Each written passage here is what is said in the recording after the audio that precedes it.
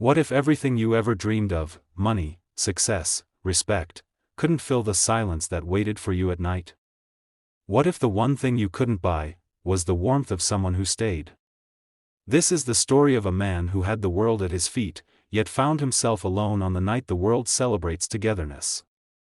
And how one simple question, can you stay for just one night, changed everything. The snow was falling softly against the tall glass windows of a penthouse that overlooked half the city.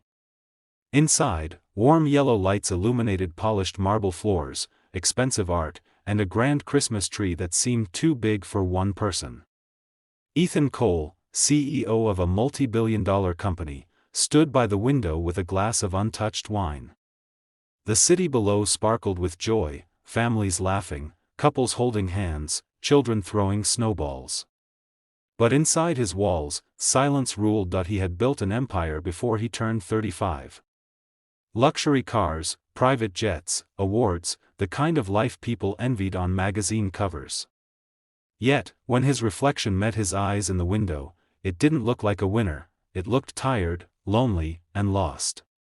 He hadn't spoken to his parents in years, his younger brother had stopped calling, and the woman he once loved had left after saying, "You're married to your work, not me."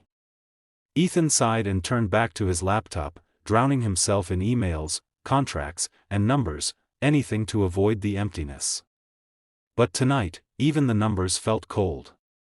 He had ordered food for one, wine for one, and even the Christmas playlist in the background felt out of place. Just then, the doorbell rang. He frowned.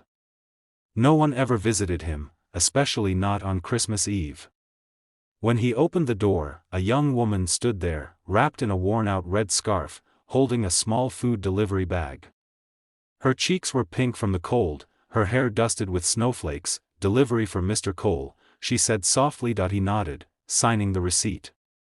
But as she turned to leave, he noticed her trembling hands. "Wait," he said, "you're freezing. Come in for a minute." She hesitated. "It's okay, sir, I have more deliveries, just 1 minute," he insisted. "Warm up a little." She stepped inside, her eyes widening at the sight of his lavish apartment. "Wow," she whispered. "It's beautiful." Ethan smiled faintly. "Beautiful but empty." She looked at him curiously. "Empty?" He gestured around. "There's no one to share it with. What good is all this if you're spending Christmas alone?" She looked down at her worn shoes. "I get that. I'm spending it alone too." That caught him off guard. "You don't have family?" "I do," she said with a small, sad laugh. "But they're far away, and I couldn't afford the ticket this year. So I'm just working." For a moment, they stood in silence. Two strangers from completely different worlds, yet the loneliness between them felt the same. Then she smiled gently and said the words that would change his night forever. "Can I stay for just one night? I mean, not as a guest, just as company. We can share food, talk, watch something festive. No one should be alone on Christmas." Ethan didn't know why, but he said yes. They sat on the couch, eating simple takeout from paper boxes, laughing over old Christmas movies. She told him her name was Lila, that she worked 2 jobs to save for nursing school, that she believed kindness could change lives. He told her about his company, his achievements, and, reluctantly, his regrets. She listened without judgment. "Maybe you don't need to keep chasing more," she said softly. "Maybe what you really need is to stop running from yourself." Her words struck something deep inside him. For years, he had built his empire to prove he was worthy of love, respect, success. But in that quiet moment, sitting next to a girl who had nothing but warmth in her heart, he realized how poor he truly was. When midnight came, they stood by the window, watching fireworks light up the sky. Lila whispered, "Merry Christmas, Ethan." And for the first time in years, he smiled, a real, unforced smile. "Merry Christmas, Lila." The next morning, the snow had stopped. The city was quiet again.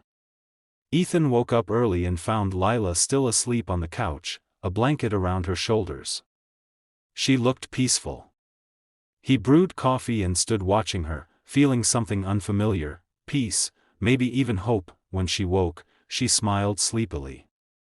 "Thanks for letting me stay." "Thank you for staying," he said. Before she left, she hesitated at the door. "You'll be okay, right?" He nodded, but when she disappeared into the cold morning, the apartment felt emptier than ever. For days afterward, he couldn't stop thinking about her words. "Stop running from yourself." He realized he didn't just need her company, he needed change. So he started making calls. He reached out to his brother. Donated to charities. Set up scholarships for working students like Lila. For the first time, his money was building something meaningful. Weeks passed, but he didn't see her again. Until one snowy evening in January, as he left the hospital after sponsoring a new healthcare wing, he heard a familiar voice behind him. "Ethan?" He turned, and there she was, wearing a nurse's uniform, smiling shyly. "You did all this?" He nodded. "You inspired me." She blinked back tears. "You remembered?" "How could I forget the night someone taught me what wealth really means," he said. The city lights shimmered around them, the snow falling softly once again. He smiled at her and said, "So, can you stay for another night?" She laughed, eyes sparkling. "Maybe more than one." And as they walked down the snowy street together, the lonely CEO who once had everything finally found the one thing he'd been missing all along: love that couldn't be bought, only shared. Moral: you can have the world in your hands and still feel empty, until someone shows you that the real wealth in life isn't what you own, but who stays when you have nothing left to offer but your heart.